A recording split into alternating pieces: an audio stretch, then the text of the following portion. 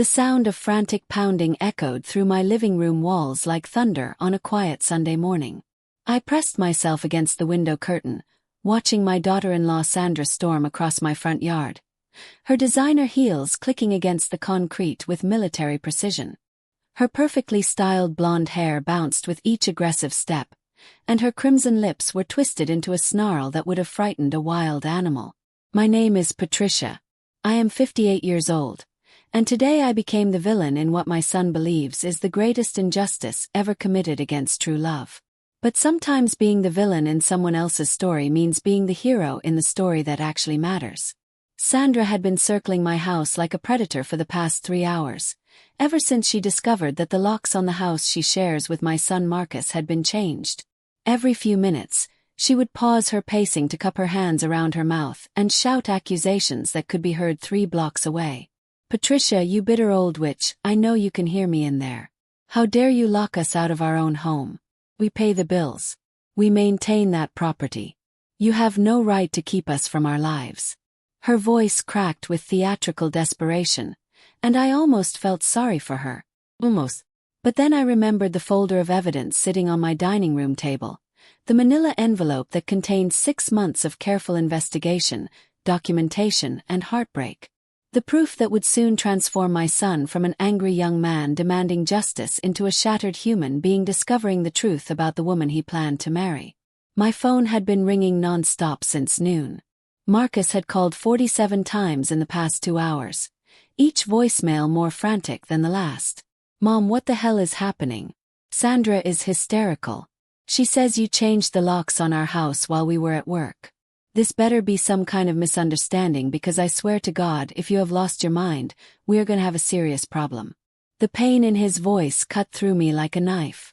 Marcus had always been protective of Sandra, even when her behavior raised red flags that should have been visible from space. But love makes people blind, and desperation makes them stupid. For 18 months, I had watched my son work himself to exhaustion, pulling double shifts at the auto repair shop, taking weekend jobs doing yard work for neighbors, all because he wanted to build a perfect life for the woman who was systematically destroying him. Through my window, I could see Mrs. Henderson from across the street approaching Sandra with a glass of ice water and what appeared to be genuine concern. Sandra knocked the glass from her hands with such violence that water exploded across the pavement like a small bomb. "I do not want your pity water," Sandra screamed, pointing a perfectly manicured finger toward my window. "I want that psychotic old woman to give me back access to my home before I call the police and have her arrested for theft." Mrs. Henderson retreated quickly, shaking her head and muttering something about young people having no respect for their elders. But she lingered near her mailbox, clearly hoping to witness whatever drama was about to unfold. Within minutes, other neighbors began emerging from their houses like prairie dogs sensing danger. The irony of Sandra calling me psychotic was not lost on me. Over the past 6 months, I had been forced to become a detective, an accountant, a private investigator, and a strategist, all because my maternal instincts refused to let me ignore the mounting evidence that something was terribly wrong in my son's relationship. It started with small inconsistencies. Sandra would mention expensive purchases that seemed impossible on her salary as a part-time receptionist at a dental office. Designer handbags that cost more than Marcus made in a month. Weekly nail appointments at the most exclusive salon in the city. Weekend trips to luxury resorts that she claimed were paid for by mysterious work bonuses that never quite made sense. When I gently questioned these extravagances, Sandra would laugh with the kind of tinkling sound that rich women make when poor people ask impertinent questions about money. "Oh, Patricia," she would say with condescending sweetness, "Marcus works so hard to spoil me. He wants his woman to look good. A man takes pride in seeing his girlfriend dressed like she deserves the best." But Marcus was not making the kind of money that could support Sandra's lifestyle. I knew this because I had been quietly supplementing their household income for over a year, transferring money into their joint account every month under the pretense of helping them save for their future. What I did not know until recently was where all that money was actually going. The sound of Marcus's pickup truck rumbling down our quiet residential street cut through my thoughts like a chainsaw. I watched him park behind Sandra's car, his movements sharp and angry as he slammed the door and strode toward where she was now standing with her arms crossed, the very picture of righteous indignation. Sandra ran toward him like she was being rescued from a burning building, throwing herself into his arms with such dramatic flair that I almost expected orchestral music to begin playing. "Marcus, thank God you are here," she sobbed against his chest. "Your mother has completely lost her mind. She locked us out of our own house like we are common criminals." Marcus held her tightly, his face a mask of confusion and growing anger as he looked toward my house. I could see the exact moment when his protective instincts kicked in, when he transformed from my son into Sandra's defender. The sight broke my heart, but it also strengthened my resolve. In a few minutes, when the truth finally came to light, he would understand why I had been forced to take such drastic action. "Mom," Marcus shouted toward my front door, his voice carrying the authority he had inherited from his father. "I know you are in there. Open this door right now and explain what the hell you think you are doing." I took a deep breath, smoothed down my navy blue dress, and walked slowly toward the door. My hands trembled slightly as I turned the deadbolt, not from fear, but from anticipation. For months, I had been planning this confrontation, visualizing every possible outcome, preparing for the moment when I would either save my son or lose him forever. "Marcus," I said calmly as I opened the door, "I have been waiting for you." My serene tone clearly caught him off guard.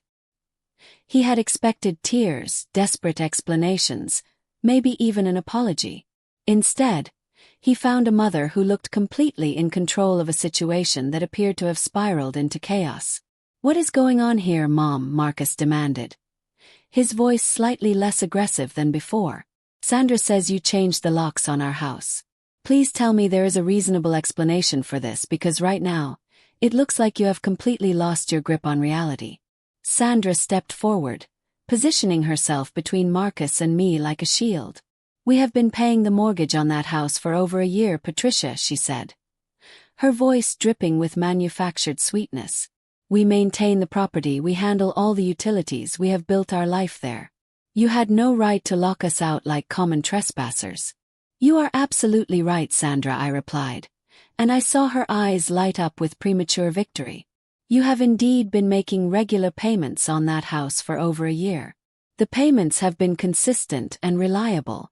Marcus looked relieved, clearly thinking that this was all some kind of misunderstanding between adults who had let a simple housing arrangement get unnecessarily complicated.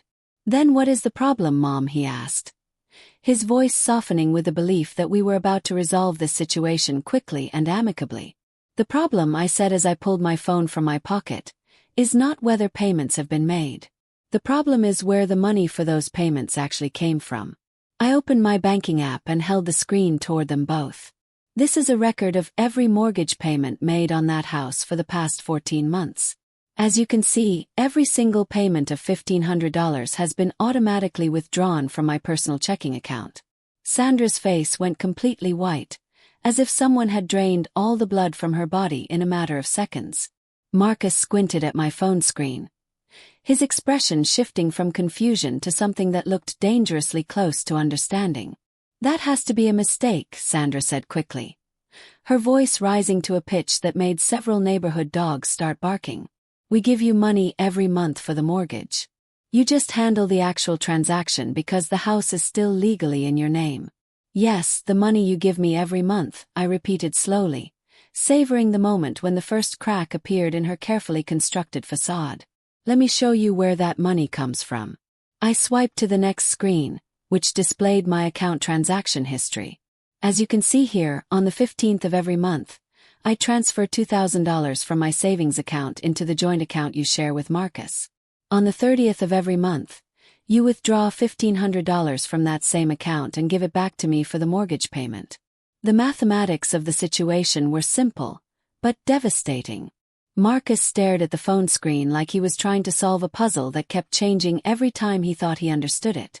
"Wait," he said slowly, running his hand through his dark hair in the gesture he had made since childhood whenever he was trying to process complicated information. "Are you saying that you put money into our account, and then we give you back part of that same money to pay for the house?"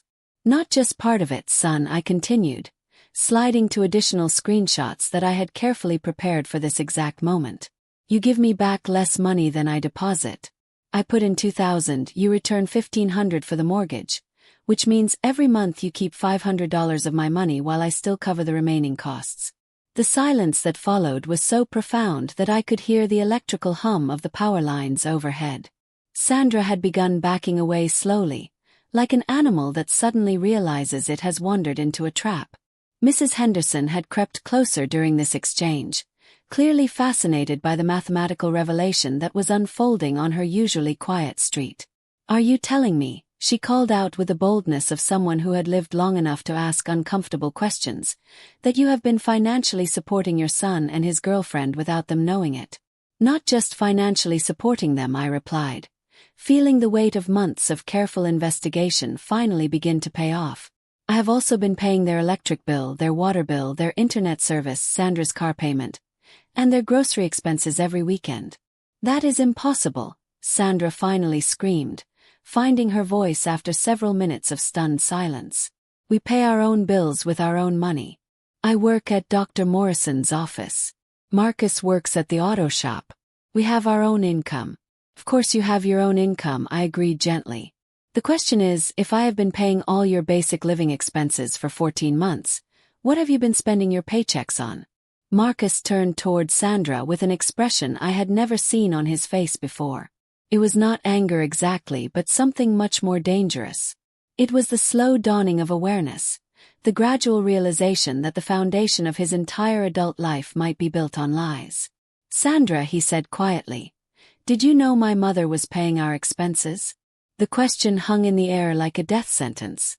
Everyone present held their breath, waiting for an answer that would determine whether this was a misunderstanding between family members or something much more sinister. Sandra opened and closed her mouth several times, her eyes darting frantically between all the expectant faces surrounding her. Her perfect makeup had begun to smudge slightly, and small beads of perspiration were forming along her hairline despite the cool afternoon breeze. "Of course I did not know," she finally managed to say, but her voice lacked the conviction it had carried just minutes earlier. "How could I possibly know? Patricia never told us she was helping with our finances. If she wanted to contribute to our household, she should have been honest about it from the beginning." "But Sandra," Marcus said slowly, his voice taking on the tone of someone who was beginning to see a familiar landscape from a completely different angle, "if we thought we were paying our own bills with our own money, what happened to our paychecks? You make $1,200 a month at the dental office. I make $1,800 at the shop. That is $3,000 a month. If we were not paying rent or utilities or groceries, where did all that money go?" The question was so logical, so unavoidable, that even Sandra seemed to realize she had been backed into a corner from which there might be no escape. "That is exactly the right question, son," I said softly, pulling out the manila folder I had been keeping in my house for this exact moment. "And I have the answer." I opened the folder and withdrew the first photograph, an image I had taken discreetly 3 weeks earlier. This is Sandra leaving the Riverside shopping mall last month, carrying bags from stores that sell items far beyond what someone earning $1,200 a month should be able to afford. The photograph showed Sandra emerging from a luxury boutique, her arms laden with shopping bags from stores where a single dress could cost more than she supposedly earned in a week. I opened to the next photograph, which showed Sandra at an upscale restaurant downtown, raising a champagne glass that cost more than most people spend on groceries in a month. And this one is from 2 weeks ago at Chez Laurent, the most expensive restaurant in the city. According to my research, dinner for one person at this establishment typically costs between $200 and $300. Marcus stared at the photographs like they were evidence from a crime scene he was seeing for the first time. "That does not prove anything," Sandra protested, but her voice had lost all its earlier fire. "I have a right to treat myself occasionally. I work hard and I deserve to enjoy life once in a while." "Of course you have the right to enjoy life," I agreed kindly. "The problem is that you have been enjoying it with money that was not yours to spend." I withdrew the next set of documents from my folder, and this time I saw Marcus physically recoil as if he had been slapped. "These are copies of your credit card statements, Sandra. Over the past 14 months, you have accumulated $28,000 in personal debt. clothing, jewelry, restaurant meals, weekend trips, beauty treatments, and a significant amount of money spent at online gambling sites. $28,000, Marcus repeated, his voice barely above a whisper. $28,000 in debt that I knew nothing about. That is an invasion of my privacy, Sandra shouted, but now her outrage sounded more like panic than righteous indignation. You had no right to investigate my personal finances. Actually, I continued, ignoring her protests completely. I had every right in the world to investigate how my money was being spent. You see, it turns out that Sandra found a very creative way to access additional funds. I opened the folder to reveal a series of bank transfer records that had taken months to obtain through careful investigation and strategic questioning of the right people. Every time I deposited money into your joint account, Sandra immediately transferred significant amounts to a personal account that Marcus knew nothing about. Over the past year, she has moved approximately $15,000 from your shared resources into this secret account. The neighborhood had grown quiet except for the sound of Sandra's increasingly labored breathing. Even the children who had been playing in nearby yards seemed to sense that something serious was happening and had stopped their games to listen. But that is not the worst of it, I continued, knowing that the moment had come for the revelation that would shatter my son's world completely. I reached into my folder and withdrew a thick stack of legal documents that had cost me a small fortune in attorney fees to obtain. Marcus, for the past 6 months, Sandra has been forging your signature on loan applications. She has successfully obtained 4 separate personal loans using your name and credit history as collateral, for a total of an additional $22,000. The world seemed to stop rotating on its axis. Marcus staggered backward as if he had been punched in the stomach, eventually leaning against his truck for support. What? He whispered, his voice so quiet that I had to strain to hear him. What are you saying? Sandra had begun to back away from our group, moving slowly toward the street like a criminal looking for an escape route. That is completely false, she screamed, but even she seemed to realize how unconvincing she sounded. They are making this up to destroy our relationship. Marcus, you have to believe me. We are a family. Families do not betray each other like this. Families, I repeated slowly, do not forge legal documents. Families do not accumulate secret debt. Families do not build their happiness on a foundation of lies and theft. I looked directly into my son's eyes, watching his entire understanding of reality crumble like a building being demolished in slow motion. Marcus, the reason I changed the locks was not out of spite or jealousy. It was because I discovered that Sandra has been planning to sell furniture and appliances from the house to pay off some of her debts without your knowledge or consent. I withdrew another set of documents from my folder, these ones bearing the official seal of a downtown pawn shop. I have here signed contracts showing that Sandra had arranged to sell your television, your sound system, your gaming console, and several pieces of jewelry that belonged to your grandmother, for a total of approximately $3,000. Marcus slowly slid down the side of his truck until he was sitting on the curb with his head in his hands, rocking back and forth like a child trying to comfort himself. This cannot be happening, he muttered over and over again. This cannot be real. My whole life cannot be built on lies. They are fake documents, Sandra screamed with increasing desperation. She paid someone to create false evidence because she has always hated me. From the first day Marcus brought me home, she has been trying to find ways to break us up. The accusation might have carried some weight if I had not spent months preparing for this exact moment. Sandra, I said calmly, there is something else you need to know. Something that makes your betrayal even more devastating than you realize. I pulled out my phone again and opened a voice recording that had taken weeks of careful planning to obtain. This is a recording of a conversation you had with your friend Jennifer 3 weeks ago at the coffee shop on Main Street. I think everyone here needs to hear what you really think about Marcus and your future together. Sandra's face went from pale to gray as I pressed play on the recording. Her voice, unmistakably clear and confident, filled the quiet street. I just need to hold on for a few more months until I can get everything organized for the divorce. Marcus is sweet, but he is never going to make real money working at that auto shop.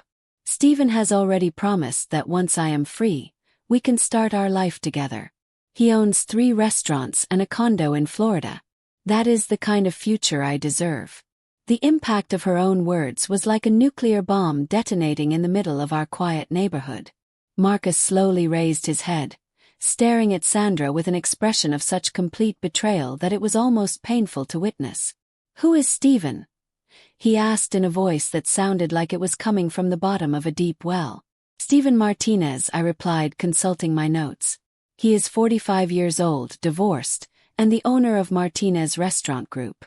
According to my investigation, Sandra has been maintaining a relationship with him for approximately 7 months. I withdrew the final set of photographs from my folder, images that had required hiring a private investigator but had been worth every penny. These photographs were taken over the past month at various locations around the city. The Riverside Hotel, Chez Laurent Restaurant, the Marina District Shopping Center, and Stephen's private condo in the Hillcrest neighborhood. The photographs showed Sandra and a distinguished-looking older man in intimate situations, holding hands across restaurant tables, kissing in hotel parking lots, entering and leaving expensive apartments together. In this photograph, Marcus, you can see Sandra wearing a diamond bracelet that Stephen purchased for her at Morrison Jewelers downtown. The receipt shows a purchase price of $4,000, paid for with Stephen's credit card. Marcus stood up slowly, his movements careful and deliberate, like someone who was afraid that any sudden motion might cause his entire world to collapse completely. 7 months, he said quietly, walking towards Sandra with measured steps. 7 months of planning to leave me while I worked 16-hour days trying to build us a future. He stopped directly in front of her, close enough to see the tears that were now streaming down her face. "Did you ever love me at all?" he asked. "Or was I just a convenient place to live while you figured out how to upgrade to someone richer?" Sandra opened her mouth to respond, but the words that came out were possibly the most devastating she could have chosen. "I did care about you at first," she said desperately, as if partial honesty could somehow salvage the wreckage of her lies. "But you have to understand, Marcus. Have dreams. Have goals. I want to travel, I want nice things, I want to live in a beautiful house and drive a good car." Her voice rose as she continued, and I realized she was about to make the situation infinitely worse. "You work with your hands, Marcus. You come home dirty every day. Your future is limited to whatever you can earn fixing other people's cars. Stephen can give me the life I always imagined having. He can take me places, buy me things, show me the world." The silence that followed was so thick it felt like a physical weight pressing down on all of us. Even Sandra seemed to realize that she had just admitted to something unforgivable. Mrs. Henderson put her hand over her heart and whispered something that sounded like a prayer. Other neighbors who had gathered during the confrontation began shaking their heads in disgust, clearly appalled by Sandra's shallow materialism and complete lack of empathy. Marcus backed away from Sandra as if her words were contaminated with something poisonous. "I was never going to be enough," he repeated slowly, his voice filled with a mixture of pain and growing understanding. "Working honestly, building a life step by step, loving you completely. None of that was enough because you wanted someone who could buy you a different life." He ran his hands through his hair, pulling at it in frustration and despair. "Do you know what it feels like to get up at 5 in the morning every day to work until your back aches and your hands are raw, thinking you are building something real with the person you love? Do you have any idea what it means to be proud of providing for your family, even when the work is hard and the money is not enough for luxuries?" Sandra looked around desperately, as if she might find some sympathy or support among the neighbors who were witnessing her complete moral collapse. "I never asked you to work so hard," she said, and even I could not believe the selfishness of her response. "I never told you to sacrifice so much for our relationship. If you had wanted to make more money, you could have found a different job." Marcus stared at her for a long moment, and I could see the exact instant when the last traces of love disappeared from his eyes, replaced by something that looked like pity mixed with disgust. "You are right," he said finally. "You never asked me to work hard for our relationship. You never asked me because you never cared about our relationship. You cared about what you could get from it while you planned your escape to something better." He turned toward me, his eyes filled with tears but also with something that looked like gratitude. "Mom," he said, his voice breaking slightly, "how long have you known?" "I suspected something was wrong about 6 months ago. I replied gently, feeling my own emotions threatening to overwhelm me after months of careful control. But I did not have proof until recently. I needed to be absolutely certain before I confronted you with accusations that would destroy your relationship and possibly our relationship too. Why did you wait so long, he asked. Why did you let me keep believing that we were building a life together when you knew it was all fake? 'Cause I hoped I was wrong, I said simply. Because despite all the evidence, part of me wanted to believe that Sandra genuinely loved you and that there was some explanation for her behavior that would not break your heart. I approached him slowly, the way you might approach someone who had been injured and was in shock. And because I knew that when the truth finally came out, you would need to see all of it at once. If I had told you about the financial deception without proof of the affair, you might have forgiven her and given her a chance to be more careful about hiding her betrayal. Sandra had been listening to our conversation with growing desperation, and she suddenly lunged forward to grab Marcus's arm. "We can fix this," she cried, her voice rising to a near shriek that made several people step backward instinctively. "People make mistakes. Relationships go through difficult periods. We can go to counseling. We can work through this together." Marcus looked down at her hand on his arm, then gently but firmly removed it. "Sandra," he said with a calmness that surprised me, "you did not make a mistake. You made dozens of calculated decisions over many months. You chose to steal from me. You chose to lie to me. You chose to betray me. You chose to plan a future that did not include me while letting me believe we were building that future together." He stepped back, putting distance between them that felt both physical and emotional. "Those were not mistakes. Those were choices. And they tell me everything I need to know about who you really are and what our relationship actually meant to you." I pulled the final document from my folder, a legal paper that had required consulting with 3 different attorneys to prepare properly. "Sandra, this is a restraining order that prohibits you from entering or attempting to enter the house you shared with Marcus. You have 24 hours to collect your personal belongings under police supervision. After that, any attempt to contact Marcus or return to the property will be considered harassment and will result in your arrest." Sandra stared at the document like it was written in a foreign language she could not understand. "You cannot do this," she whispered. "Have rights. We lived together for over a year. That has to mean something legally." "Does mean something legally," I agreed. "It means that any debt accumulated during your cohabitation is considered shared responsibility under state law. That includes your $28,000 in credit cards, your $22,000 in fraudulent loans, and the legal costs associated with resolving the situation." I paused to let the implications sink in. However, given that all of these debts were accumulated without Marcus's knowledge or consent, and considering the clear evidence of fraud and adultery, it is highly likely that a court will hold you entirely responsible for the financial obligations you created. The mathematics of Sandra's situation were staggering. $50,000 in debt, no legitimate income to pay it off, no wealthy boyfriend willing to bail her out, and no legal recourse to force Marcus to share the burden of debts he had never agreed to take on. As if the universe wanted to provide one final twist to this already dramatic confrontation, Sandra's phone began ringing with a sound that cut through the tension like a knife. She looked at the caller ID and her face lit up with desperate hope. "It is Steven," she announced, as if his name were a magic word that could somehow reverse the catastrophe of the past hour. "He is going to explain everything. You will see that this is not as bad as it looks."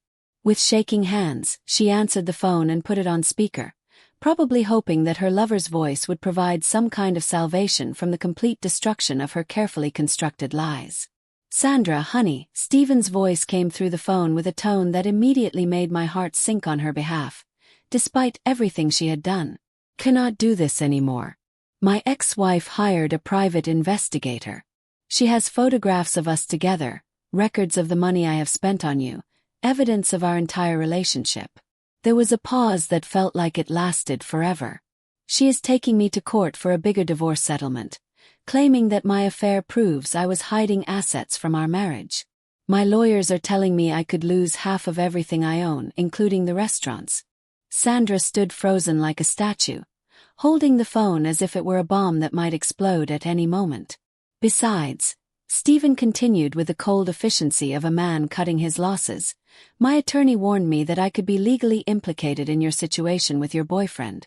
I cannot risk my business or my financial stability for this relationship. I am sorry, but this has to end immediately. The sound of the call ending was like a door slamming shut on Sandra's entire future. The silence that followed was broken only by the sound of Sandra's phone hitting the pavement as it slipped from her nerveless fingers.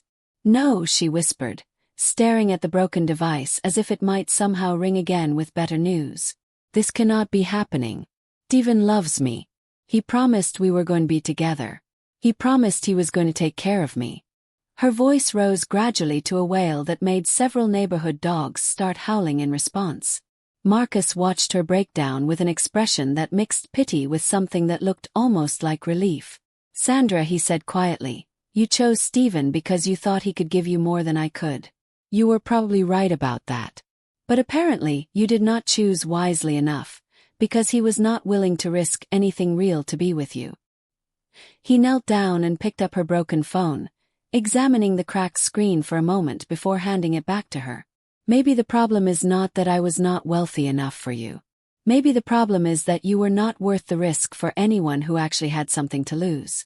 The cruelty of his words was softened by the gentle way he delivered them, but their impact was devastating nonetheless. Sandra took the broken phone with hands that shook so badly she nearly dropped it again. "I need time to think," she said, her voice small and defeated. "I need to figure out what to do next. Maybe if I talk to Stephen in person, I can make him understand that we can work through this together." Marcus shook his head slowly, and I could see that he had finally accepted the complete reality of who Sandra was and what she had done to him. "Sandra, Stephen is not going to change his mind. He was never going to leave his wife for you. You were never going to have the fairy tale life you imagined.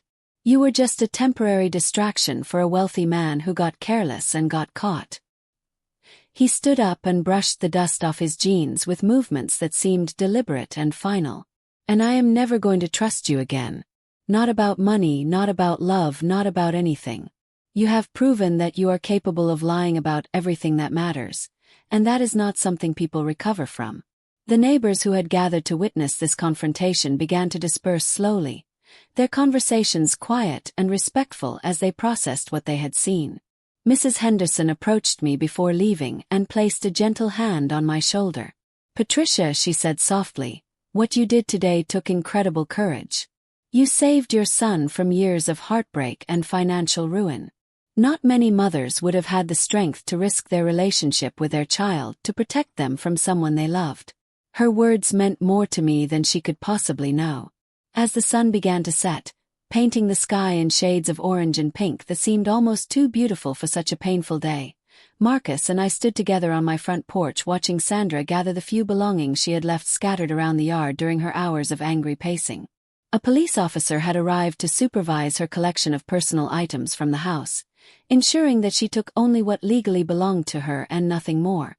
"Mom," Marcus said quietly, breaking the contemplative silence we had maintained for the past 20 minutes. "I owe you an apology that I do not even know how to begin." "You do not owe me anything, son," I replied, putting my arm around his shoulders in a gesture I had not made since he was a teenager. "You were a man in love who trusted someone who did not deserve that trust. There is nothing shameful about having a generous heart, even when others take advantage of it." "But I worked so hard," he said, his voice thick with emotions he was still processing. "I was so proud of what I thought we were building together. I felt like a real man, providing for my family, planning for our future." His voice broke slightly on the last words. "How could I have been so stupid? How did I not see what she was doing to me?" "Because you saw her with the eyes of love," I said gently. "Because when we care deeply about someone, we want to believe the best about them. Because Sandra is skilled at manipulation, and she studied your personality carefully before she began her deception." I turned to face him directly, wanting him to see the sincerity in my eyes. "Marcus, for 18 months you worked harder than any young man should have to work because you believed you were building a life with someone who valued your efforts. That dedication, that commitment to providing for your family, those are not flaws. Those are the qualities that will make you an incredible husband and father someday when you find someone who deserves them.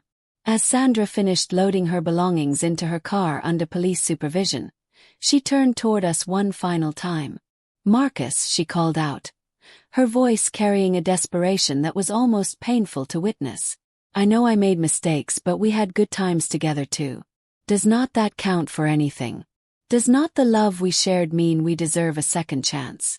Marcus looked at her for a long moment, and I could see him struggling with the compassion that had made him such an easy target for her manipulation. "Sandra," he said finally, his voice steady and clear, "I do not think you understand what love actually means. Love is not just about good times and romantic feelings. Love is about honesty, loyalty, sacrifice, and putting someone else's well-being ahead of your own desires." He paused, choosing his words carefully. "You never loved me. You loved what you thought I could provide for you, and when you found someone who could provide more, you started planning to trade me in for a better model. That is not love. That is not even friendship. That is just using someone until they are no longer convenient." Sandra opened her mouth to respond, but no words came out. Perhaps she finally realized that there was nothing she could say that would undo the damage she had caused or restore the trust she had destroyed. The police officer finished his inventory of her belongings and approached us with official paperwork that needed to be signed. "Ma'am," he said to Sandra, "you have collected everything that belongs to you. This document confirms that you have been given access to retrieve your personal property, and that you understand the terms of the restraining order that prohibits you from returning to this address or contacting Mr. Marcus Williams." Sandra signed the papers with a hand that trembled so badly her signature was barely legible. As her car disappeared around the corner, taking her out of our lives forever, Marcus turned to me with tears in his eyes. "Mom," he said, his voice full of gratitude and something that sounded almost like reverence, "I do not know how to thank you for saving me from the worst mistake of my life." We hugged each other as the first stars appeared in the darkening sky, two people who had survived the most dangerous storm of their relationship and emerged stronger and more united than ever before. 6 months later, I sit on my front porch watching Marcus work in the garden, planting flowers that will bloom next spring. The legal proceedings against Sandra took 4 months to resolve, during which time we learned that her debt situation was even worse than we had initially discovered. Stephen's ex-wife had indeed taken him to court and won a settlement that cost him 2 of his 3 restaurants and his Florida condo. Unable to maintain his previous lifestyle, he had no interest in supporting Sandra through her legal troubles. Sandra eventually declared bankruptcy and moved back in with her parents in another state. The last we heard, she was working at a discount retail store and still paying off her debts through a court-mandated payment plan that will take her nearly a decade to complete. Marcus has transformed in ways that go far beyond simply recovering from a toxic relationship. There is a maturity in his eyes now, a wisdom earned through pain that makes him more cautious but also more compassionate. He enrolled in night classes to study business management, saying he wants to understand finances better so he can protect any family he might build in the future. "I will never let anyone take advantage of my trust like that again," he told me last month. "But I also will not let what Sandra did turn me into someone who cannot love or trust at all. She stole enough from me already." The neighborhood has changed since that dramatic afternoon. People greet each other more warmly now, conversations go deeper, and there is a sense of community that did not exist before. It is as if we all witnessed something that reminded us of the importance of looking out for each other and being aware of dangers that can hide behind familiar faces. Mrs. Henderson has become one of my closest friends, stopping by twice a week for coffee and conversation that ranges from gardening tips to life philosophy. The other neighbors have also grown closer, creating an informal support network that watches over everyone's well-being with gentle vigilance. 3 weeks ago, while we were cleaning out the storage room, Marcus found a journal that Sandra had left behind and never claimed. The pages revealed a mind even more calculating than we had imagined. She had documented her manipulation strategies in detail, including specific techniques for isolating Marcus from me and methods for maintaining his emotional dependence while she prepared her exit strategy. Reading those entries was like looking directly into the psychology of a predator, and I felt deeply grateful that we had escaped her influence before she could inflict even more damage on our family.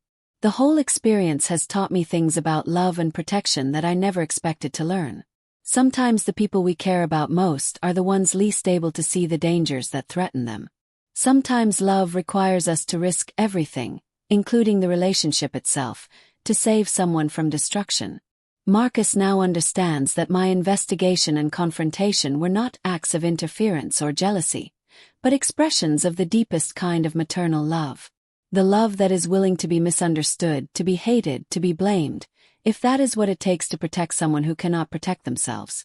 Last week, a young woman named Rebecca started working at the auto shop where Marcus is employed. She is kind, intelligent, hardworking, and completely different from Sandra in every way that matters. When Marcus mentioned her casually during dinner, I saw something in his eyes that I had not seen since before Sandra entered our lives. Not infatuation or desperation, but genuine interest in getting to know someone as a person rather than as a solution to loneliness. "I am taking things very slowly this time, Mom," he said with a smile that reached his eyes. "I want to make sure that the next time I tell someone I love them, it is because I actually know who they are, not because they have convinced me that I do." The experience with Sandra also revealed strengths in our family that I had not fully appreciated before. Marcus and I have always been close, but going through this crisis together has created a bond that feels unbreakable. We talk more openly now about everything, from daily concerns to long-term dreams, and I feel confident that we will face whatever challenges the future brings with honesty and mutual support. The financial situation has stabilized completely now that we no longer have Sandra draining resources through deception and fraud. Marcus has been able to save money for the first time in his adult life, and he is already talking about eventually buying his own house when he feels ready to take on that responsibility. "I never want to live with someone again unless I am completely certain about who they are and what they want from the relationship," he said recently. "I want my next home to be a place built on truth from the foundation up." The neighbors still sometimes mention the dramatic afternoon when Sandra's lies were finally exposed, but they speak of it with a kind of respect usually reserved for discussing natural disasters that were survived through community cooperation. It has become part of the neighborhood's shared history, a story that reminds everyone to pay attention to what is happening in the families around them. Mrs. Henderson told me last month that she had begun noticing warning signs in her own daughter's marriage, subtle indicators that her son-in-law might be hiding financial problems or other deceptions. Instead of ignoring her concerns or hoping they would resolve themselves, she decided to have direct conversations with her daughter about what she was observing. "Your courage in confronting Sandra's lies gave me the courage to speak up about my own worries," she said. "Sometimes being a good mother or friend means being willing to risk comfort to prevent disaster." The whole experience has also changed how I think about trust and verification in relationships. I used to believe that love meant accepting people at face value and never questioning their motives or their honesty. Now I understand that real love sometimes requires investigation, documentation, and uncomfortable confrontations. "Trust is precious precisely because it can be so easily destroyed," I told Marcus recently. "People who are worthy of trust do not mind proving their trustworthiness. People who get angry about being questioned are usually the ones with something to hide." As I sit here watching my son work in the garden, planting seeds that will grow into flowers next spring, I feel a sense of peace and accomplishment that comes from knowing I fulfilled my most important responsibility as a mother. I protected my child from someone who would have destroyed him, even when that protection required me to risk our relationship and endure months of secrecy and careful planning. The evening light is beginning to fade, painting everything in golden tones that make even ordinary moments feel precious and meaningful. Marcus looks up from his gardening and waves at me, his face relaxed and content in a way that reminds me of the boy he used to be before Sandra's lies began poisoning his happiness. Tomorrow we are going to visit his old high school friend David, who recently moved back to town after finishing college. David was always a good influence on Marcus, the kind of friend who brought out his best qualities rather than exploiting his vulnerabilities.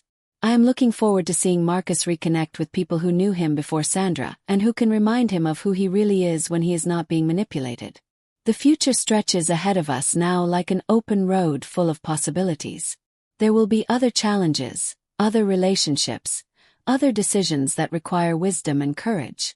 But we will face them together, armed with the knowledge that love sometimes requires us to do difficult things, and that the truth, no matter how painful, is always preferable to living a lie. As the first stars appear in the darkening sky, I feel grateful for the crisis that revealed Sandra's true nature before she could cause even more damage. Sometimes the worst experiences in our lives turn out to be the ones that save us from something even worse. Sometimes what feels like an ending is actually the beginning of something better than we ever imagined possible. The sound of Marcus finishing his gardening and putting away his tools signals that our quiet evening is coming to an end. Soon we will go inside, have dinner together, and talk about our plans for tomorrow. Simple, honest conversations between two people who have learned to value truth above comfort and family loyalty above everything else. Tonight, like every night since Sandra left our lives, we will sleep peacefully knowing that our home is built on a foundation of honesty and that the people we love most are also the people we can trust completely. In a world full of deception and betrayal, that kind of security is worth more than all the money Sandra stole and all the lies she told combined.